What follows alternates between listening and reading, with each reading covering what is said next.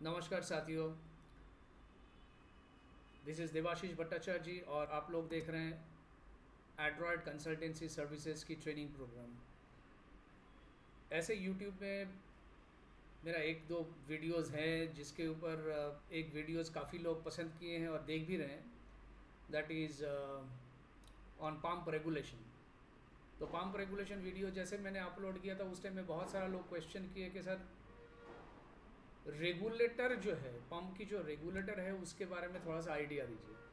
So accordingly pump regulator के बारे में आज थोड़ा सा डिस्कशन करेंगे हम लोग। और पंप रेगुलेटर के बारे में इन द सेंस उसके अंदर में क्या है, उसके what are the components inside the regulator, उसके बारे में हम डिस्कशन करेंगे। सबसे पहले जो चीज़ हम लोग लेके आएंगे दैट इज़ फर्स्ट हमें समझना है कि this is a cross section of a axial piston pump.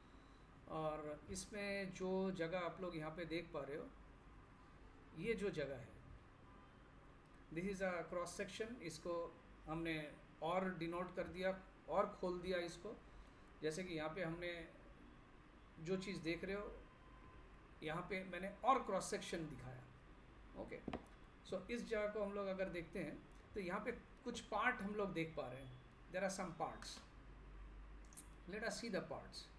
Pump can be divide into 3 parts. मैंने यहाँ से यहाँ तक एक पार्ट ले सकते हैं, दिस मच,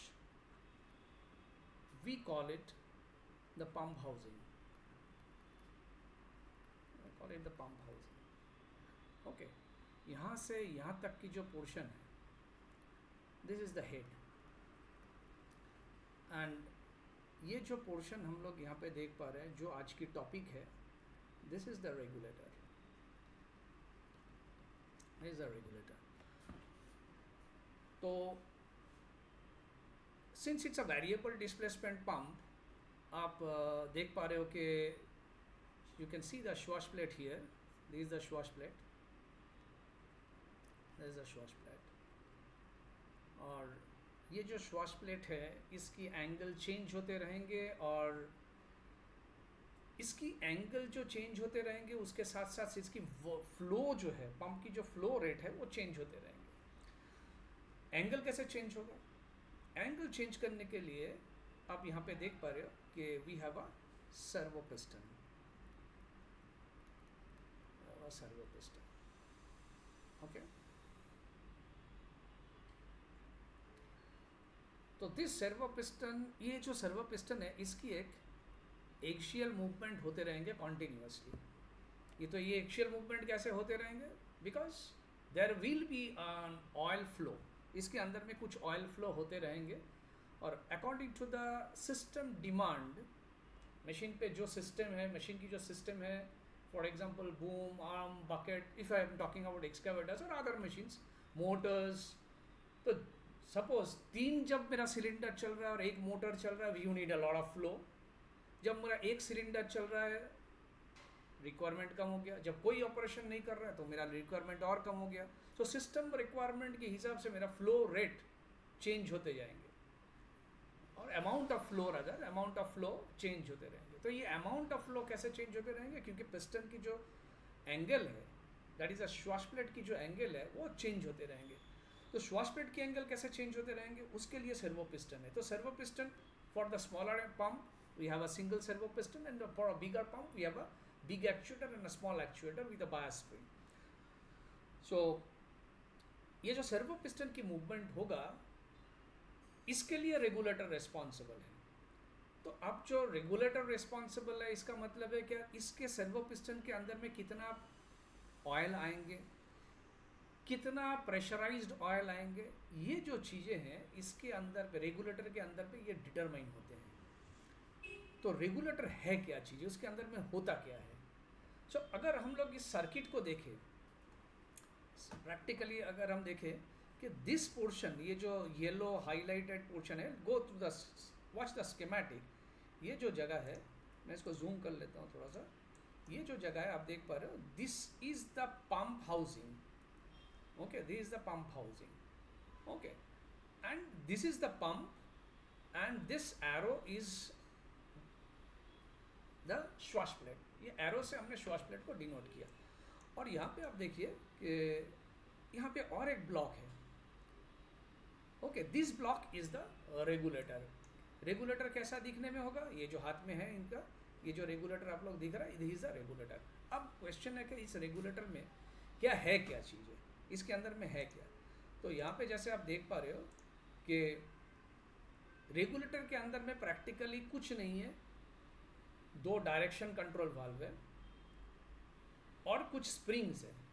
तो एक स्प्रिंग का tension 25 bar, machine to machine differ हो सकते हैं, बस मोस्टली इट इज़ 25 बार. एक 25 बार की स्प्रिंग है और एक 200 बार की स्प्रिंग है. जो 25 बार की स्प्रिंग है we call it a flow compensator, and the other spool जो है उसको हम लोग बोलते हैं pressure compensator spool, and that part is known as a pressure compensator.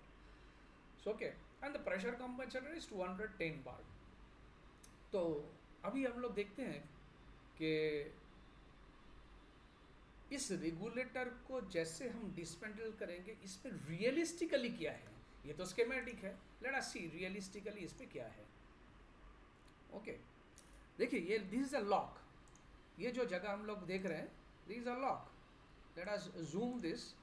यहाँ पे लॉक है, यहाँ पे लॉक है. So this is the flow compensator area and this is the pressure compensator area. और यहाँ पे जो लॉक है, इस लॉक को हम लोग खोलेंगे पहले. अगर इस लॉक को नहीं खोलेंगे तो हम रेगुलेटर को प्रैक्टिकली खोल नहीं पाएंगे, मतलब रेगुलेटर के अंदर की जो कंपोनेंट है उसको बाहर नहीं निकाल पाएंगे. So let us open the lock, let's see. So हमने लॉक को खोल रहे हैं. So the smaller one and a bigger one. The smaller one is the flow compensator spool. 6 की एलन की चाहिए यहाँ पे इसको खोलने के लिए. Again it depends on machine to machine. So 6 की एलन स्क्रू से हम लोग इसको खोल लेते हैं. ओके,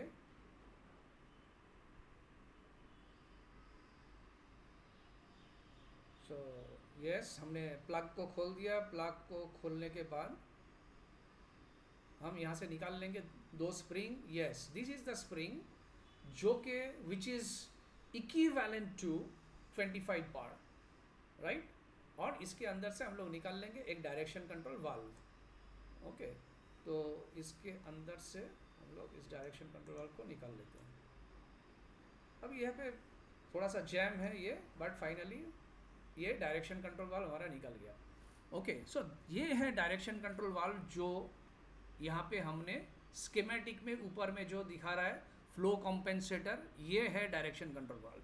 सिमिलरली हमने लॉक खोलना है अभी, किसकी? प्रेशर कॉम्पेंसेटर वाल्व के लिए. तो प्रेशर कॉम्पेंसेटर वाल्व को अभी हम लोग खोल लेते हैं. सेम प्रोसेस, हमने प्लग को खोल दिया.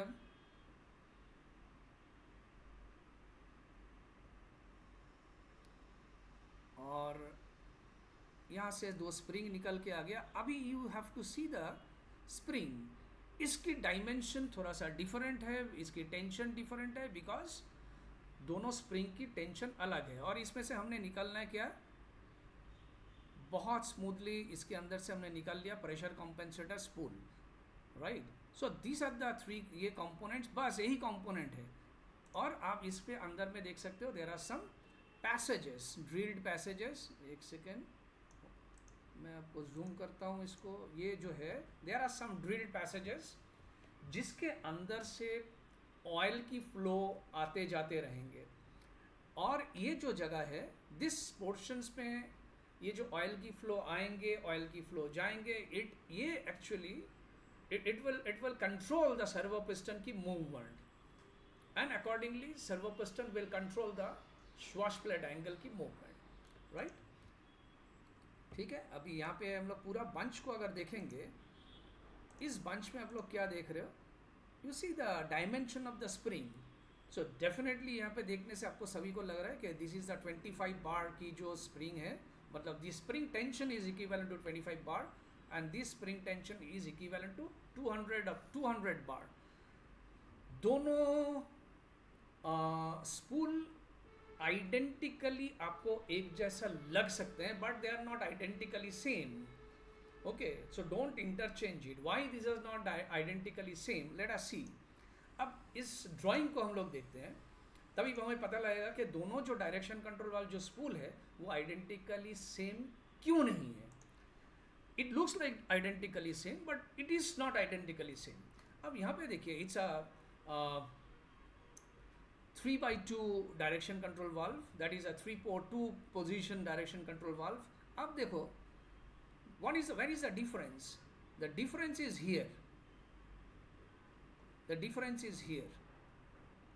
जो मेरा फ्लो कंपेंसेटर स्पूल है उसमें ऑयल की फ्लो वन डायरेक्शनल है, लेकिन जो प्रेशर कंपेंसेटर स्पूल है उसकी जो ऑयल की फ्लो दिख रहा है वो बाई डायरेक्शन, मतलब वो रेगुलेटर से पिस्टन की तरफ जा सकते हैं, that is a large actuator की तरफ भी जा सकते हैं, और लार्ज एक्चुएटर से ये तेल घूम के केस ड्रेन होते हुए टैंक में भी जा सकते हैं.